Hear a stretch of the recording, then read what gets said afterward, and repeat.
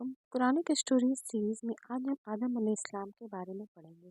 آدم علیہ السلام دنیا میں آنے والے پہلے انسان تھے اور اللہ کے پہلے پیغمبر بھی تھے۔ سورہ بقرہ میں آیت نمبر 30 سے لے کر کے 39 تک اللہ تعالیٰ نے آدم علیہ السلام کی پیدائش کا اور دنیا میں بھیجنے کا ذکر کیا ہے۔ آئیے ہم دیکھتے ہیں اللہ تعالیٰ کیا فرماتے ہیں۔ اللہ تعالیٰ نے فرشتوں سے کہا، پھر ذرا اس وقت کا تصور کرو جب تمہارے رب نے فرشتوں سے کہا تھا کہ میں زمین میں ایک خلیفہ بنانے والا ہوں۔ انہوں نے عرض کیا، کیا آپ زمین میں کسی ایسے کو مقرر کرنے والے ہیں جو اس کے انتظام کو بگاڑ دے گا اور خون ریزیاں کرے گا؟ آپ کی حمد و ثنا کے ساتھ تسبیح اور آپ کی تقدیس تو ہم کر ہی رہے ہیں۔ فرمایا، میں جانتا ہوں جو کچھ تم نہیں جانتے۔ اس کے بعد اللہ نے آدم کو ساری چیزوں کے نام سکھائے، پھر انہیں فرشتوں کے سامنے پیش کیا اور فرمایا، اگر تمہارا خیال صحیح ہے کہ کسی خلیفہ کے تقرر سے انتظام بگڑ جائے گا تو ذرا ان چیزوں کے نام بتاؤ۔ انہوں نے عرض کیا، نقص سے پاک تو آپ ہی کی ذات ہے، ہم تو بس اتنا ہی علم رکھتے ہیں جتنا آپ نے ہم کو دے دیا ہے۔ حقیقت میں سب کچھ جاننے اور سمجھنے والا آپ کے سوا کوئی نہیں ہے۔ پھر اللہ نے آدم علیہ السلام سے کہا، تم انہیں ان چیزوں کے نام بتاؤ۔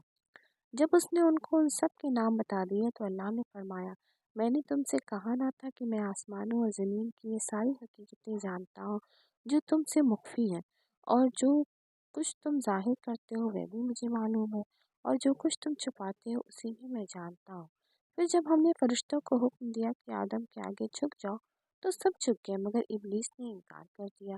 وہ اپنی بڑائی کے گھمنڈ میں پڑ گیا اور نافرمانوں میں شامل ہو گیا۔ پھر ہم نے آدم علیہ السلام سے کہا کہ تم اور تمہاری بیوی دونوں جنت میں رہو اور یہاں بافراغت جو چاہو کھاؤ، مگر اس درخت کا رخ نہ کرنا ورنہ ظالموں میں شمار ہوگے۔ آخرکار شیطان نے ان دونوں کو اس درخت کی ترغیب دے کر ہمارے حکم کی پیروی سے ہٹا دیا اور انہیں اس حالت سے نکلوا چھوڑا جس میں وہ تھے۔ ہم نے حکم دیا کہ اب تم سب یہاں سے اتر جاؤ، تم ایک دوسرے کے دشمن ہو اور تمہیں اس خاص وقت تک زمین میں ٹھہرنا اور وہیں گزر بسر کرنا ہے۔ اس وقت آدم نے اپنے رب سے چند کلمات سیکھ کر توبہ کی، جس کو اس کے رب نے قبول کر لیا کیونکہ وہ بڑا معاف کرنے والا اور رحم کرنے والا ہے۔ ہم نے کہا، تم سب یہاں سے اتر جاؤ، پھر جو میری طرف سے کوئی ہدایت تمہارے پاس پہنچے تو جو لوگ میری اس ہدایت کی پیروی کریں اس کے لیے کسی خوف اور رنج کا موقع نہ ہوگا، اور جو اس کو قبول کرنے سے انکار کریں گے وہ ہماری آیات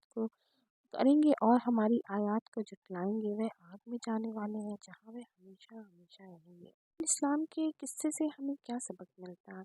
کہ ہمیں اللہ کے حکم کو بنا چون چرا مان لینا چاہیے، اور اگر ہم سے کوئی غلطی ہو جائے تو اللہ کے سامنے توبہ کر لینی چاہیے۔ اللہ تعالیٰ بہت معاف کرنے والا اور رحم فرمانے والا ہے۔